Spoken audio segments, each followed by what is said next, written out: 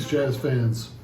Today I want to talk about reharmonization for pianists and for arrangers.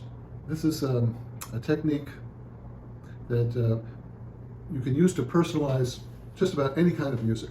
Say you're at a jam session and you want to play a song.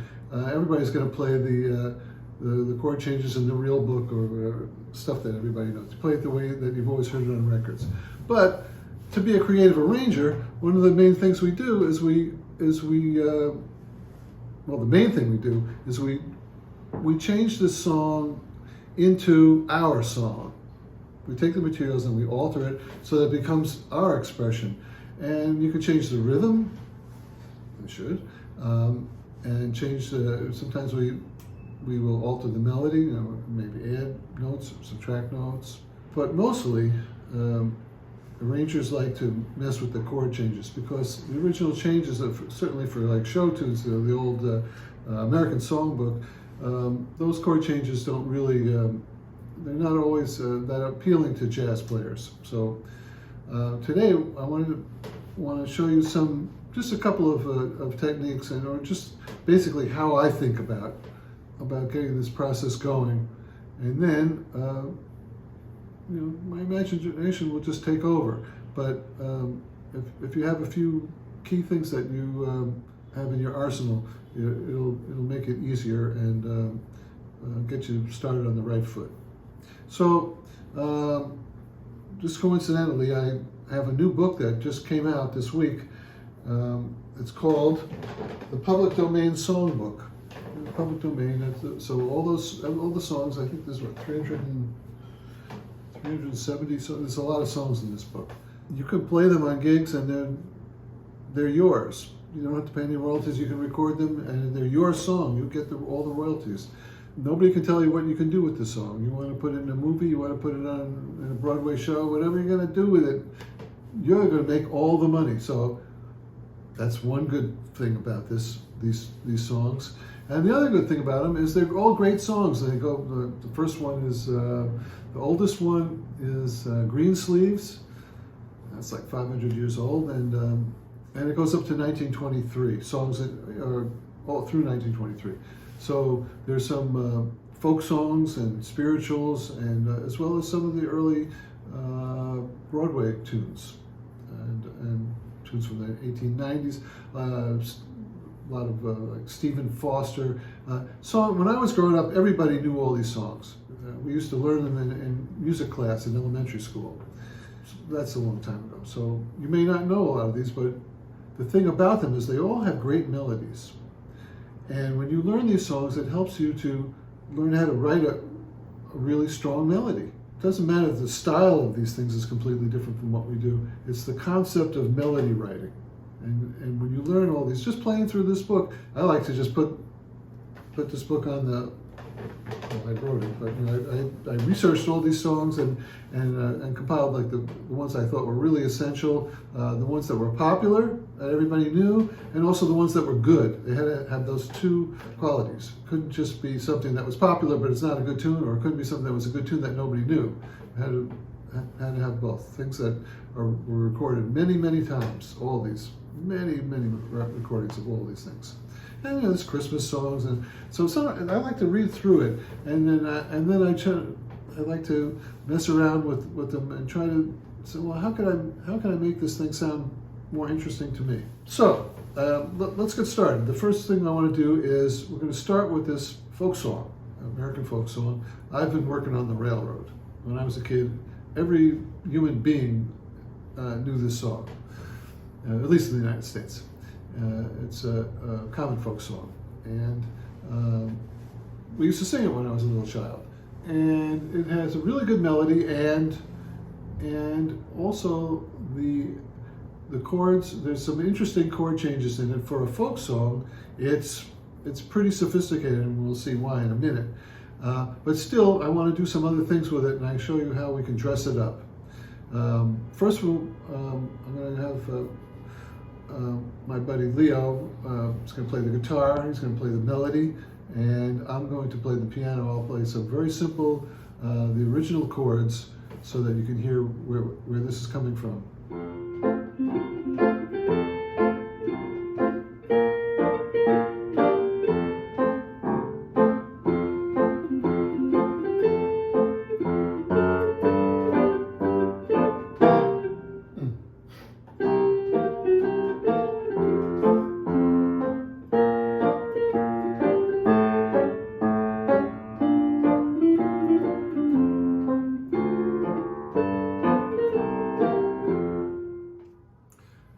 that's pretty much the cowboy version.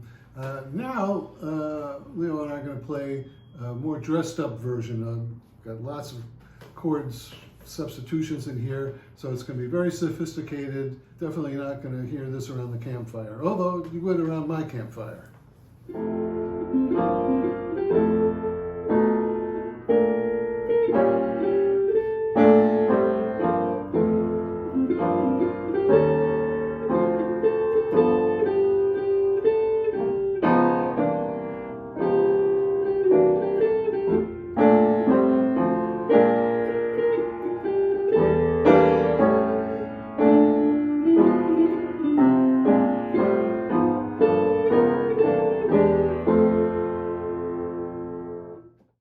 Okay, now let's look into some of the things that I did there. So when we started off the tune, it's in F. So we have like the original changes, there's 2 bars of F, and then it goes to the 4 chord. Well, the first thing I want to do is, when I get to that 4 chord, I hear, I want some movement afterwards. So it goes, and then it goes, and now I want to hear like, so I could go to the 4 minor chord in that spot, or I could go to the 4 minor, and then back to 1, or I could go from the 4 up a half step to the B diminished, and then to the F chord with the C in the bass. So that we get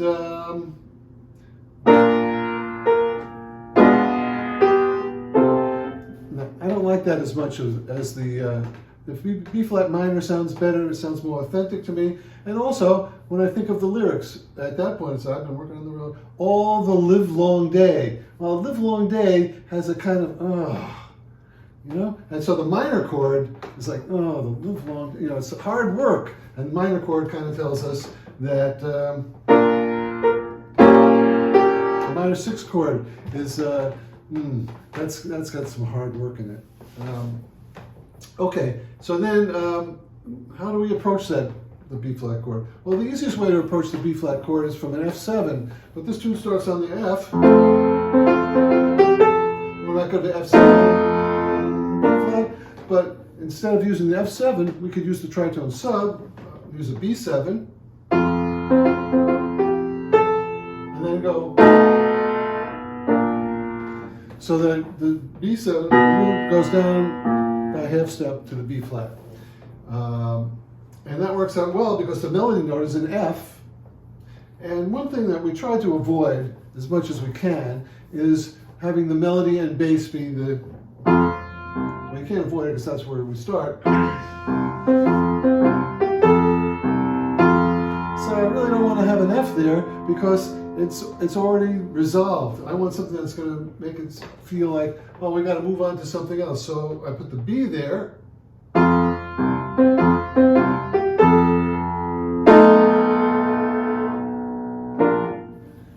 Okay, so now we're starting to, how can I dress up that first measure? Let's see. We got 6 beats in a row of F. How about if we just go diatonically, just go up the scale to the 2 chord. Then just go back to the 1 chord and then go to flat 2 and then so we're on the 4 chord, live long day, and then I can do something to get me back to F, and I'm going to work backwards. So on the next line, and so it's going to go to, it's going to repeat that phrase. So how can I get back to an F chord? Well, I can, working backwards, I could come just down the scale into the F, say I work backwards and go up the scale. So F, G, A, B flat. So I could do a B flat chord. And I'm putting major 7ths or 6 in these chords to dress them up a little bit. You can always do that. So I got a B flat chord, and it's the 4 chord, the 3 chord, the 2 chord, and then 1. That's a diatonic progression. 4, 3, 2, 1. And you can play the F chord on the downbeat. And then okay. So what's the relationship between the F and the B flat? Well, that's actually real strong. When the bass movement is up a fourth or down a fifth, that's the strongest progression. Or down a half step, that's really strong. So when we get those, that's normal. Most of the music that we play in jazz moves around the circle of fifths like that. In this case, the F is going to go to the B flat all the live long day, and then 4, 3, 2, and then just do the same thing here. Now here, I'm using, I'm going to get to the D minor chord that's going to go then to the G7. Because the D is a fifth above G. And that's strong root movement. And the minor, why is it a D minor 7? Well, we're in the key of F, and D minor 7 is the 6th chord, right? 6th chord in the key of F. So you can use diatonic chords, or you could use dominant chords. Okay. And the E flat 7 that I played here, that's the dominant chord built a half step above the D minor 7. And how did I arrive at that? Well, working backwards. I had this D minor 7 in place, because I knew that was going to go to the G7. And so working backwards, I go up a half step and put the dominant in there. Bingo. Okay. Things go along nicely. The tune, it's built right into it. It's got that G7 chord, and we like that chord. That's the 5 of 5. It's a dominant chord built a whole step above the tonic, and that's like the second chord of Take the A Train. Let's take the A Train. That goes to the 5 of 5. We like that in jazz, and so I don't want to mess with that. I'm not going to put the 2 in that measure. And then it goes to a C7, and then the next phrase. Now here, we're going to go to the 4 chord. This is nice. So the original chord is just B flat triad. But how about if we put a dominant 7th on it? And then it slides down a half step to the A7. So that putting the flat 7 on the B flat chord gives it, on the 4 chord, makes it like the blues. That's what we do in the blues. We go from the tonic to the 4 chord with the flat 7. And so there it is. And then the original chord of the tune is the A7. That's nice. And then it goes back to B flat. So down a half step, dominant, and then back up a half step. That's a nice resolution. We call that leading tone dominant, where you have a dominant 7 chord and it goes up a half step to the tonic. Okay, when we got to that A7, we could do something to dress that up. So, rise up so early in the, and then instead of going to A7, we can go to, we can 2-5 that. In other words, instead of going straight to the A7, we can go up a fifth, A, B, C, D, E. All right, so we use a diatonic chord with the E in the bass, and that's an E minor 7 flat 5. And resolve that for the A7, and then back up a half step. Can't you hear the whistle? Oh, sorry. Can't you hear the captain shouting? Can you hear? And there I'm going to use that passing diminished. B flat to B diminished, up a half step. And then I'm going to have my F chord with the C in the bass. All right, well, you said not to use the melody note in the bass, and there you did. You went. But in this case, what's happening is the melody is moving down to the C, right, D to C, and the bass is going up to the C, so you have contrary motion. So if you are going to have the melody and bass be in unison, it's best to get there in contrary motion. And it's nice also if they leave in contrary motion. So once we get to that,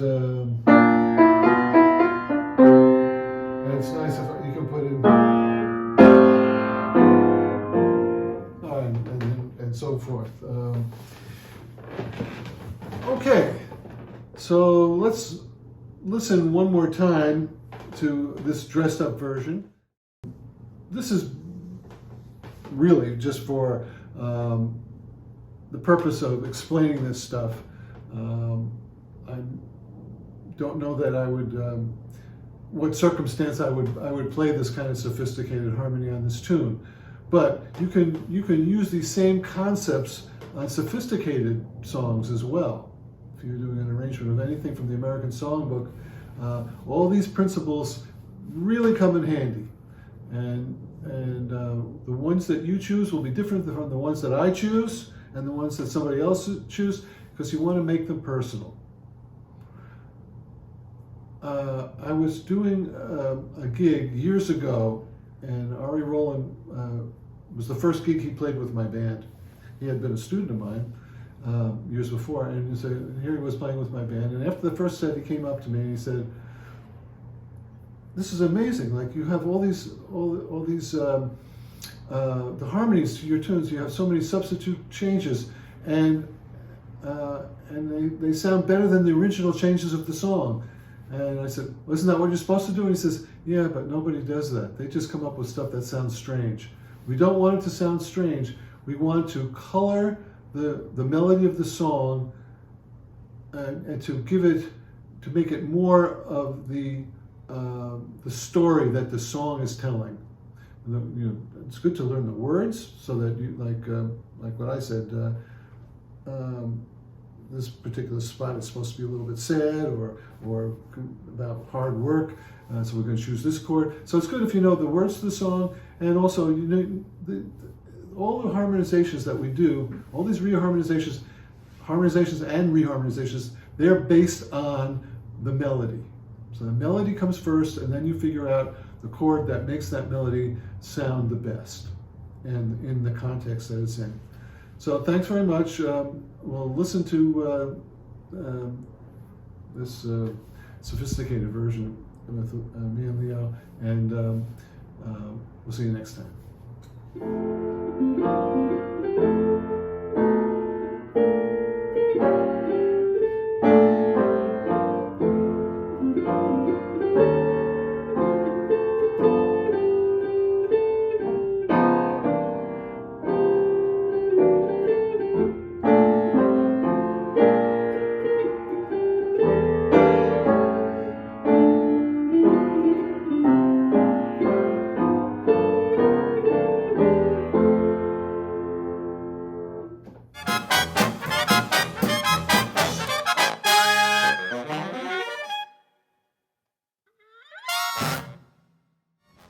Thanks for watching this episode of Writing for Big Band. If you like this lesson, be sure to like, comment, and subscribe.